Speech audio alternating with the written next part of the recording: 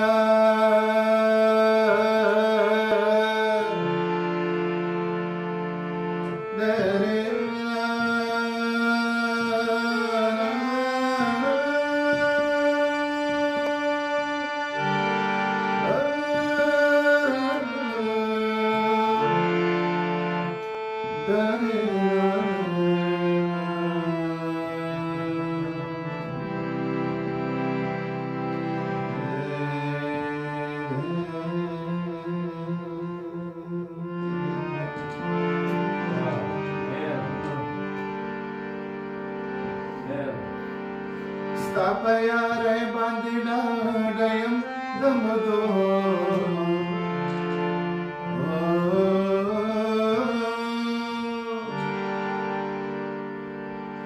درنه به بیل نشم که لار وي په لمبو لاس مې درکړې د پښتو لاس مې درکړې د